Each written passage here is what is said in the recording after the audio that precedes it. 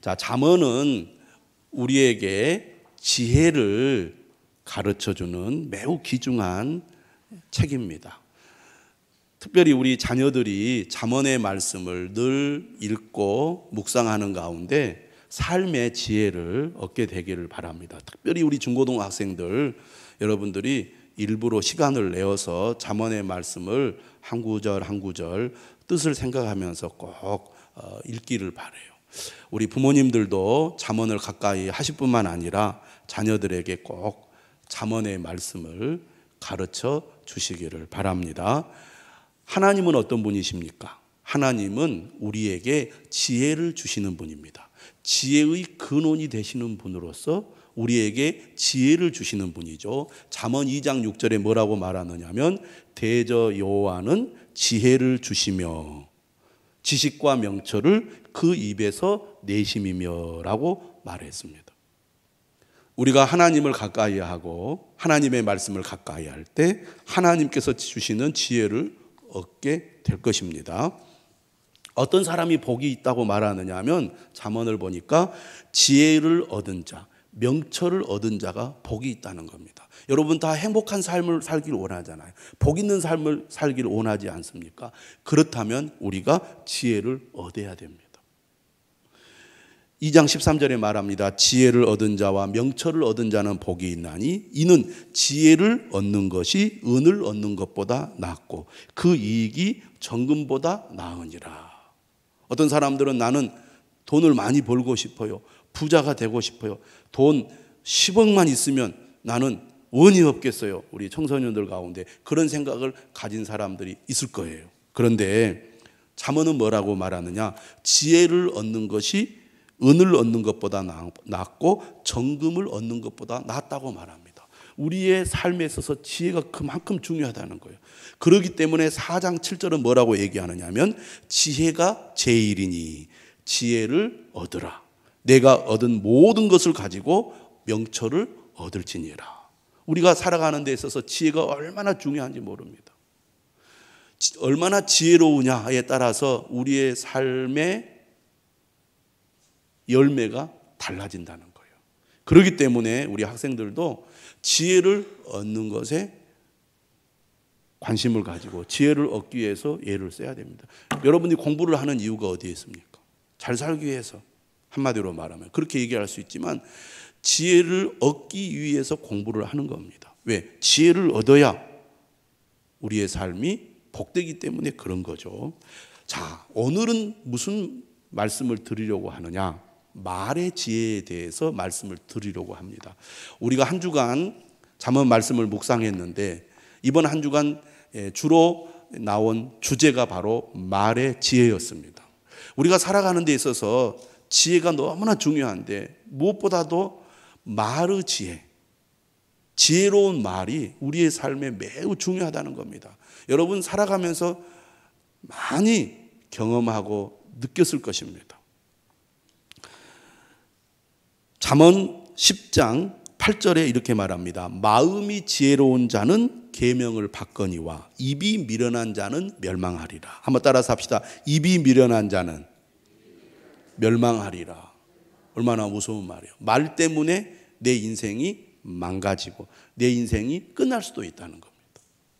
그런데 10장 8절 제가 방금 읽어드린 이 말 구절은 마음과 입이 서로 밀접한 관련이 있다는 것을 보여줘요. 마음이 지혜로운 자는 계명을 받거니와 입이 미련한 자는 멸망하리라.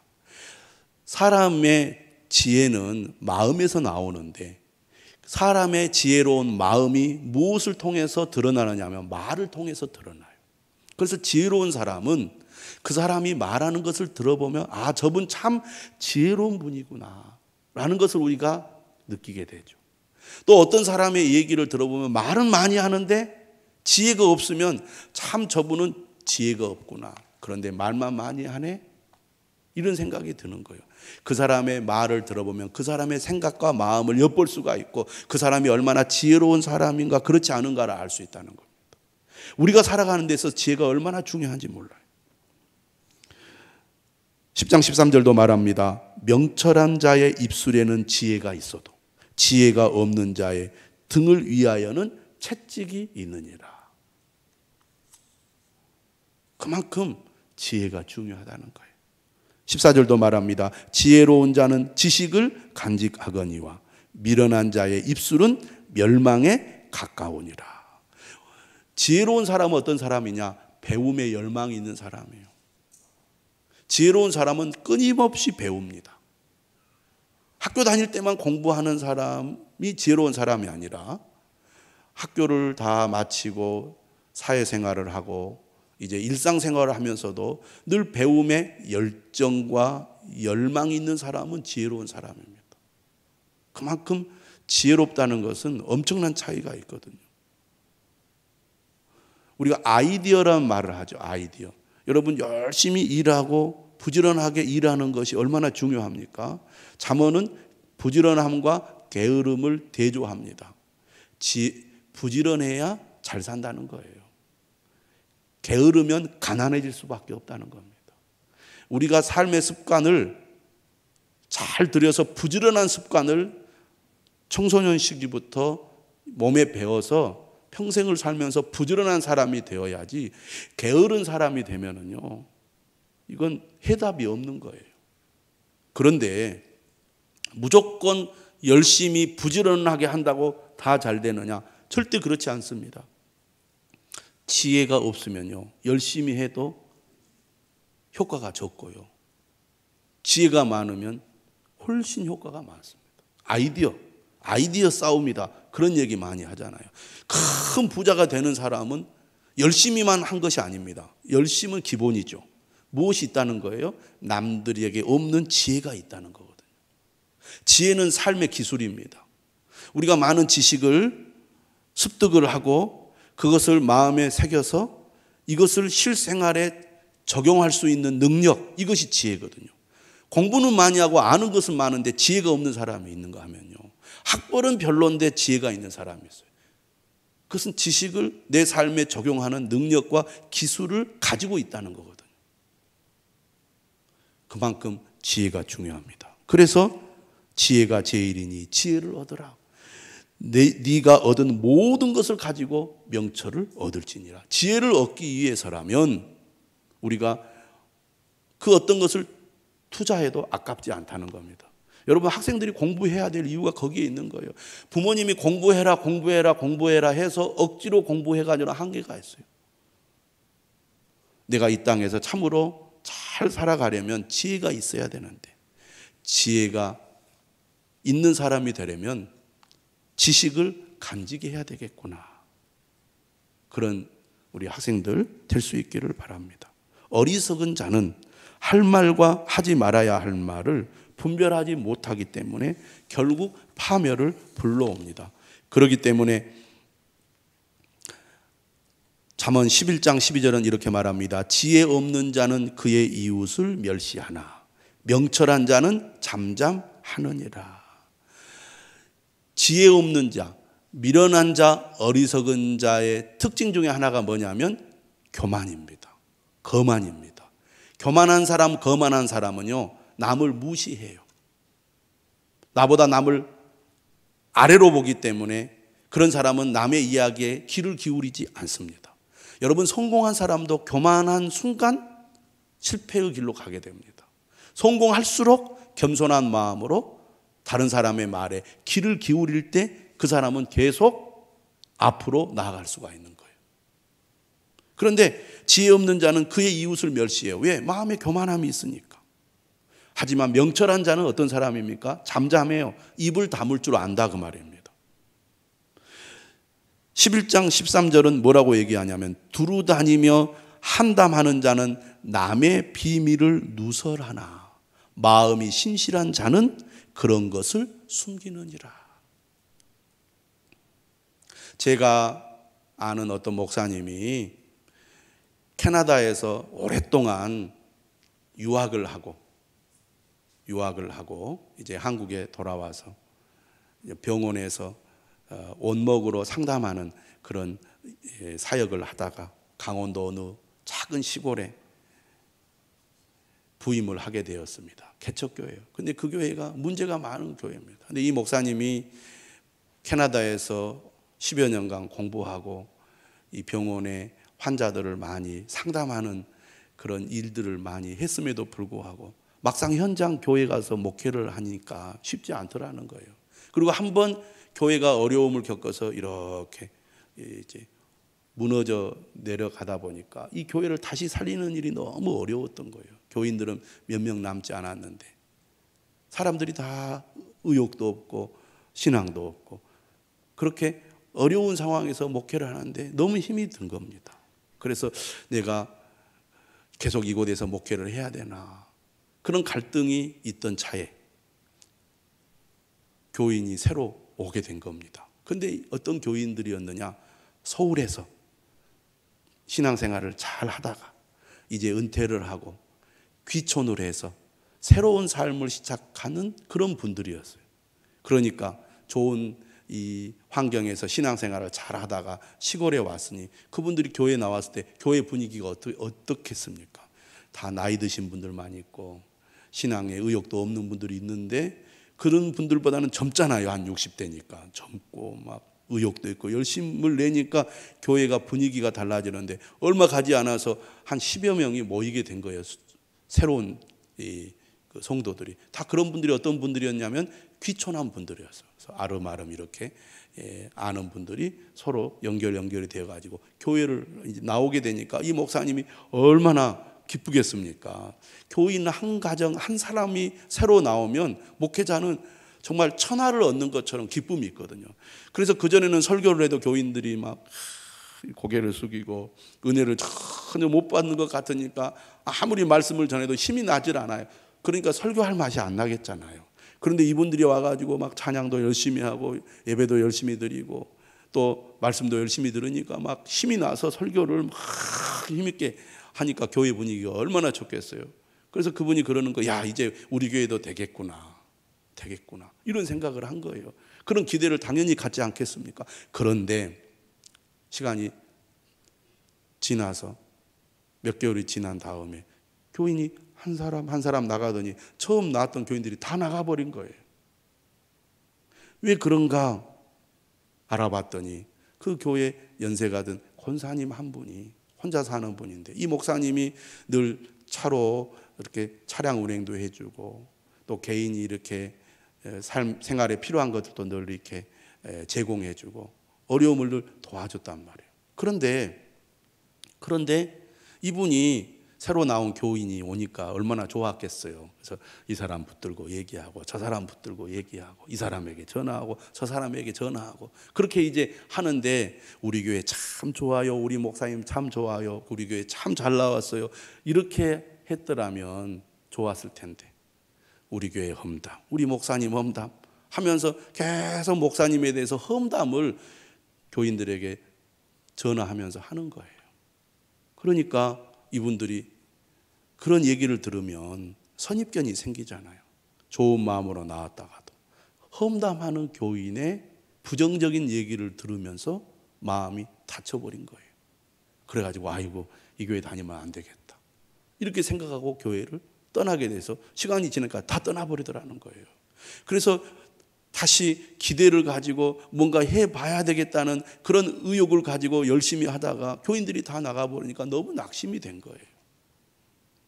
그 얘기를 제가 들으면서 교인 한 사람이 어떻게 하느냐에 따라서 교회 분위기가 좋아질 수도 있고 나빠질 수도 있겠구나. 마음에 상처가 있고 늘 서운하고 또 아쉬움이 많은 교인들, 그런 분들 가운데는 교인들에게 찾아가서 또는 교인들에게 전화해서 막 서운한 점, 이렇게 교회에 대해서 부정적인 말, 또 목회자에 대해서 부정적인 이런 험담을 하는 그런 교인들이 있습니다. 그런데 그러다 보면 그것이 전염이 되어가지고 교인들이 이제 신앙도 떨어지고 교회에서 멀어지는 그런 일들이 생기거든요. 그렇기 때문에 지혜로운 사람은 어떤 사람이냐?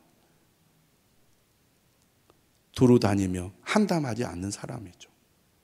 11장 13절의 말씀대로 마음이 신실한 자는 그런 것을 숨긴다고 그랬습니다. 여러분, 사람은 다 불완전한 존재죠. 완전한 존재가 어디 있습니까? 그러니까 지혜로운 사람은 어떤 사람입니까?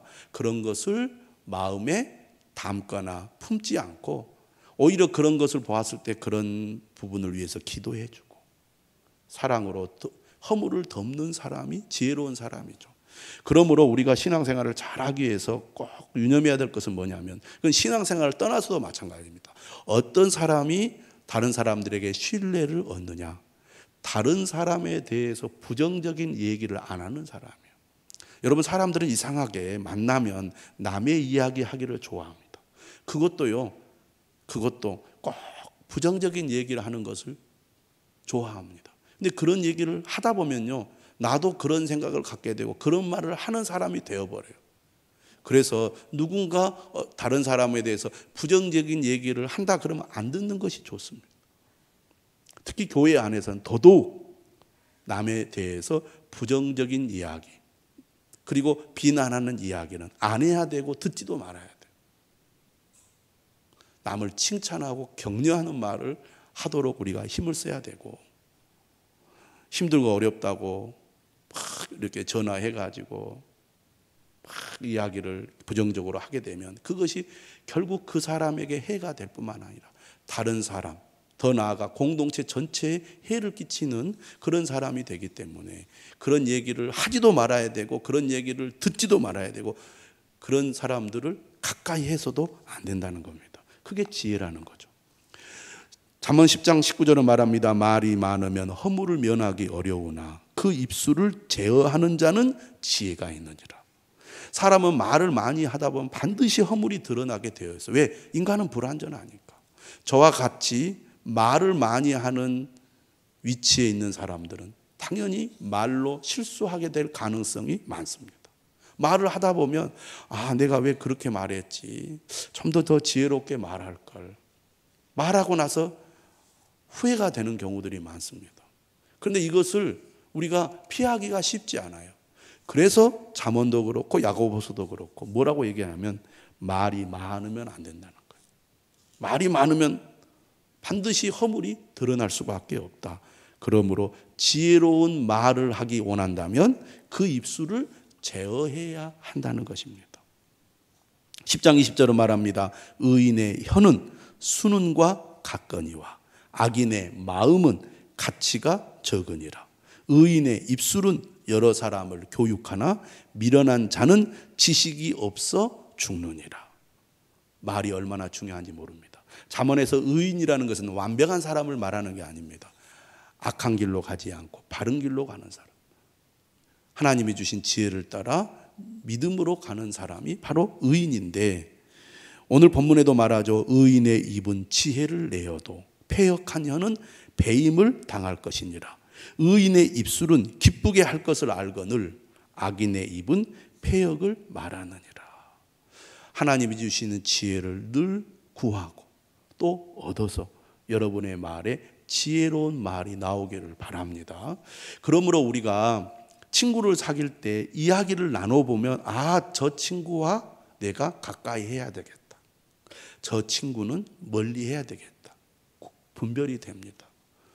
우리 학생들은 특별히 살아가면서 좋은 친구를 만나는 게 얼마나 중요한지 모릅니다. 왜냐하면 사람은요 닮아가거든요.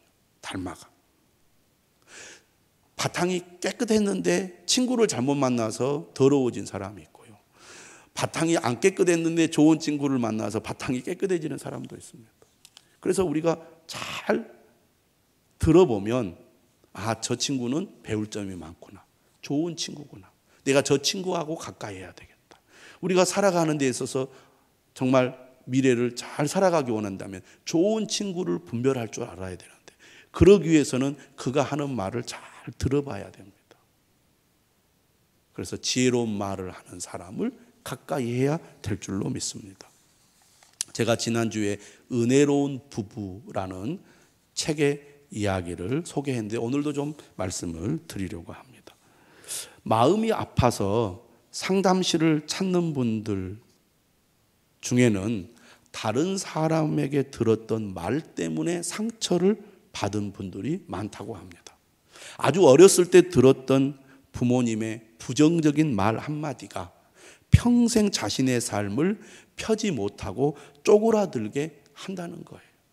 그런 의미에서 부모님들은 자녀들에게 어떤 말을 해야 될지 신중하게 잘 선택해서 말을 해야 되겠어요. 자녀들을 우리가 양육하다 보면 화가 나잖아요. 화가 나면 막말을 하게 됩니다. 그런데 그런 말이요, 사실 내가 어렸을 때 부모로 들었던 말들인 경우들이 많아요. 그러니까 우리가 정말 말을 조심해야 되는데, 감정이 격해졌을 때 더더욱 주의해야 됩니다. 사람들마다 자기만의 대화 패턴이 있어요. 그러니까 부부간의 대화가 잘 안 통하는 이유가 어디에 있느냐면, 어린 시절부터 부모님과의 관계 경험에서 형성된 대화 패턴이 서로 다르다 보니까 대화가 겉돌고 서로 잘 안 맞게 되는 경우들이 많다는 거예요. 그러므로 우리가 대화를 잘 하려면 상대방의 대화 패턴이 어떤지를 잘 이해하는 그런 노력이 필요하다는 겁니다. 부모님께 칭찬받지 못하고 늘 야단과 비난만 받고 자란 아이는 성인이 되어서도 다른 사람을 비난하는 것에 익숙하다고 합니다. 이것은 결혼한 후 배우자와의 관계에서도 많은 영향을 미치는데, 부부 사이의 대화는 다른 사람과의 대화보다 훨씬 더 노골적이죠. 적나라합니다. 말을 함부로 하기 쉬운 관계가 부부관계. 그러다 보니까 쉽게 상처를 주고 받는 관계가 부부관계입니다. 40대 중년 여성이 매우 어두운 얼굴로 상담을 받으러 왔습니다. 이 여성은 좋은 대학을 나오고 좋은 가정을 이루고 있었지만 이 여성의 얼굴에는 즐거움이나 기쁨의 모습을 전혀 찾아볼 수가 없었어요. 이유가 있었습니다. 남편이 신혼 때부터 습관처럼 이렇게 얘기하더랍니다. 당신은 무엇은 잘하는데 무엇만 고치면 좋겠어. 나름대로 지혜롭게 한 얘기잖아요. 당신은 잘하는 게 하나도 없어. 이런 남편도 있는데, 당신은 무엇은 잘하는데 무엇만 고치면 좋겠어. 이렇게 얘기를 했다는 거예요. 그런데 아내가 하는 모든 일에 이와 같이 남편이 말을 하게 되니까 아내는 남편의 칭찬이 들리지 않고 무엇만 고치면 좋겠어라는 비난과 같은 말만 마음속에 남게 된 겁니다. 그러니까 무슨 행동을 하더라도 자신감이 떨어지고 기쁨이 사라지며 남편과 대면하기가 불편해졌고 급기야 마음의 병까지 얻게 되었다는 겁니다.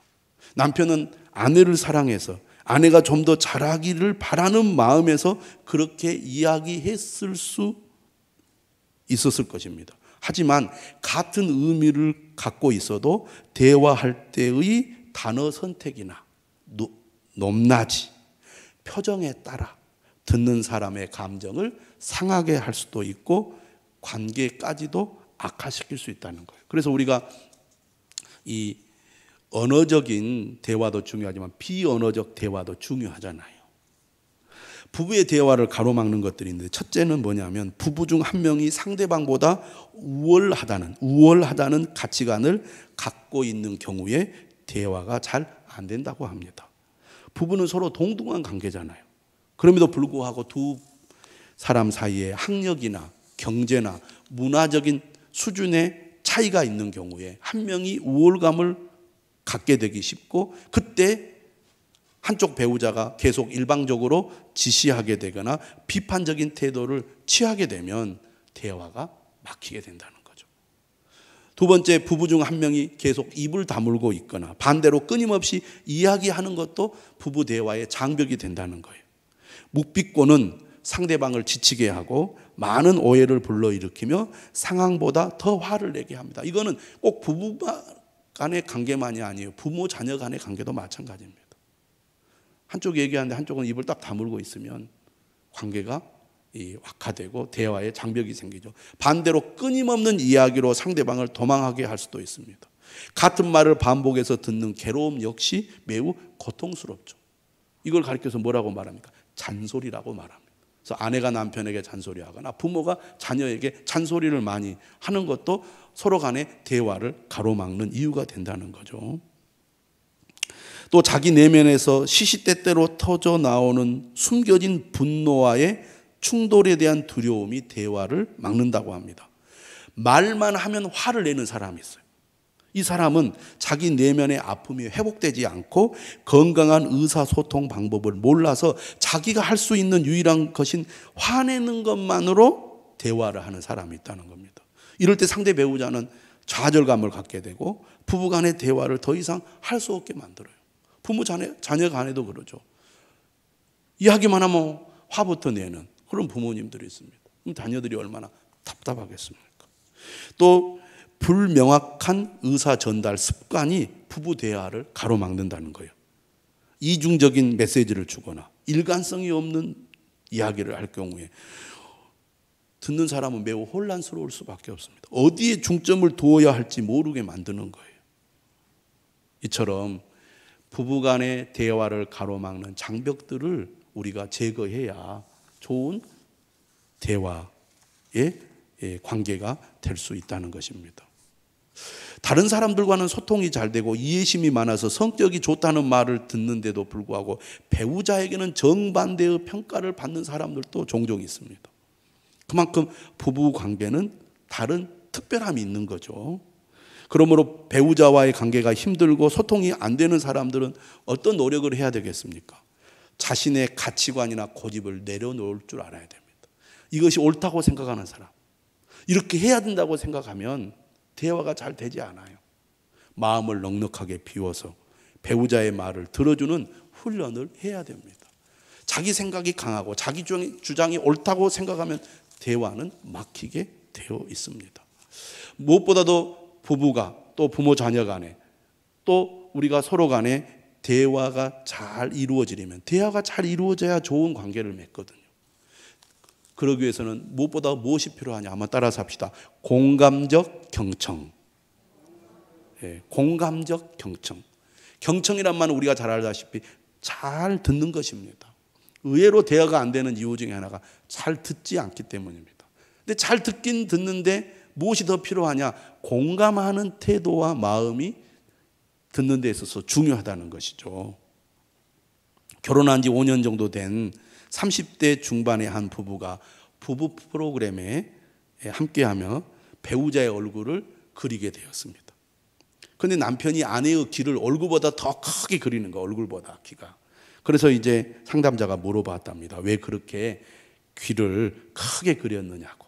그러자 남편이 얘기합니다. 우리 아내는 귀가 없어서 내 이야기를 들을 수가 없어요. 그래서 내가 귀를 크게 만들어주는 거예요. 내 이야기 좀 듣게. 그러자 옆에 있던 아내가 발끈합니다. 무슨 소리야? 내가 언제 자기 말을 안 들어줬어? 자기가 내 말을 안 들어줬지 하면서 그 아내도 남편의 귀를 크게 그렸다는 겁니다. 이 부부는 서로의 부정적인 감정만을 표현했지 서로의 말에 공감하며 경청할 수 있는 여유를 갖지 못하고 있다는 얘기죠. 부부는 함께 살기에 배우자에게 많은 말을 할 수밖에 없고 또 들을 수밖에 없습니다. 이때 중요한 게 뭐냐면 배우자의 말을 잘 공감하면서 경청해야 합니다. 따라서 합시다. 그랬구나. 어찌 안 따라서 합니까? 그랬군요. 텔레비전에서도 많이 들어보셨죠? 누가 뭔 말 하는데 말이 안 되는 소리, 마음에 안 드는 소리 해도 아 그랬군요. 따라서 합시다. 아 그랬군요. 네.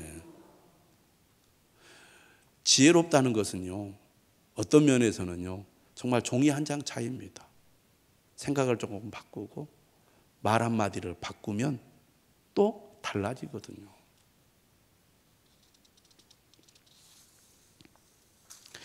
제가 예전에도 여러 차례 이야기한 대화법이 있습니다. 그게 뭐냐면 나 전달법입니다. 한번 따라서 합시다. 나 전달법. 영어로 I message라고 그래요. 근데 사람들이 대화할 때 나 전달법을 사용하기보다는 너 전달법, you message를 많이 사용합니다.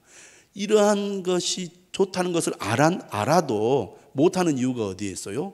연습이 안 되었기 때문에, 습관이 안 되었기 때문에 우리는 평소 하던 대로 너 전달법을 많이 사용합니다. 나 전달법은요, 말하는 사람이 주어가 돼요. 이렇게 표현하는 거예요. 내 생각에는, 내 말은, 내 감정은, 이런 표현을 하는 겁니다. 자기의 생각과 감정을 상대방을 비난하지 않으면서도 정확하게 이야기하는 법이 I 메시지. 그런데 너 전달법을 쓰게 되면요, 본의 아니게 상대방을 비난하는 것처럼 보이게 됩니다. 그것은 주어를 너로 시작하기 때문인데요. 너는, 당신은 이렇게 말을 시작하면 상대방에게 책임을 전가하거나 비난하는 것처럼 전달되기 때문에 대화를 건전하게 이끌어가기가 힘듭니다. 부모가 자녀에게 말할 때도 마찬가지예요. 그러므로 대화할 때 말하고자 하는 사람의 생각이나 감정을 정확하게 하기 위해서 나 전달법을 사용하는 것은 간단하지만 중요하다고 하겠습니다. 예를 들어서 한번 우리가 실습을 해보겠습니다. 남편이 늘 귀가가 늦어요. 자주 늦어지니까 아내는 속상하고 화가 나겠잖아요. 그러면 너 전달법을 사용하는 경우는 어떻게 말하냐? 이것은 따라하면 안 되겠어요? 당신은 왜 날마다 늦게 들어와요? 짜증나 죽겠어. 이런 식의 말을 한다는 겁니다. 그러면 상대방을 비난하는 것처럼 들리고 서로 간에 이제 관계가 매우 서먹서먹해지거나 나빠지겠잖아요. 그런데 어떻게 하라고 말하느냐면 따라서 하는 거예요. 따라서 합시다. 나는, 학생들도 따라서 하세요. 나는 당신이 늦게 들어오면 사고가 났을까 봐 걱정이 되어요. 다시 하겠습니다. 나는 당신이 늦게 들어오면 사고가 났을까 봐 걱정이 되어요. 아무것도 아닌 것 같아도 이렇게 표현하는 것을 연습해야 됩니다.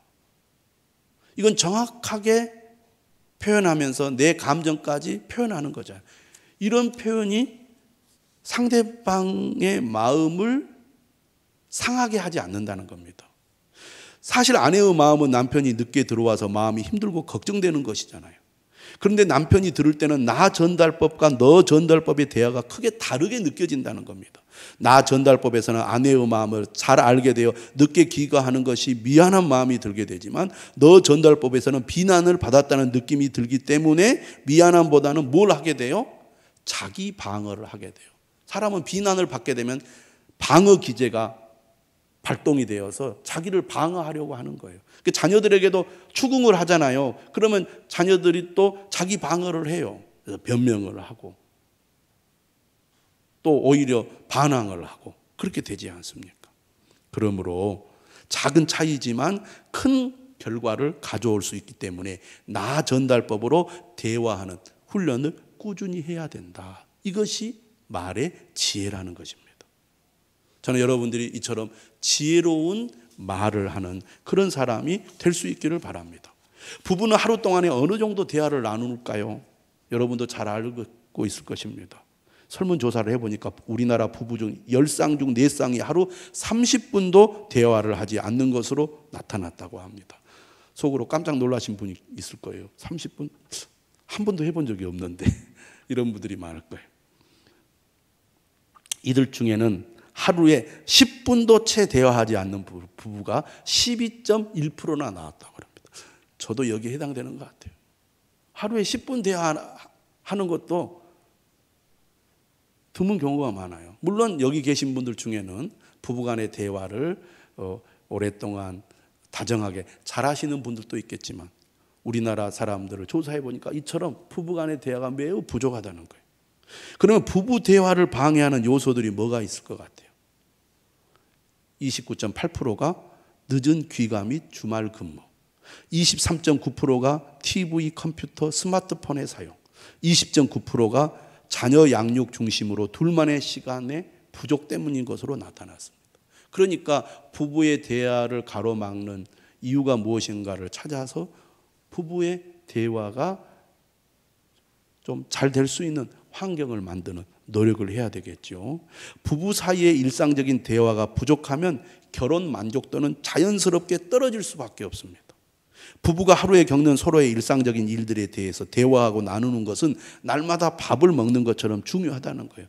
밥을 먹지 않으면 배가 고프잖아요. 마찬가지로 부부 대화가 이루어지지 않으면 부부 관계도 고플 수밖에 없다는 겁니다.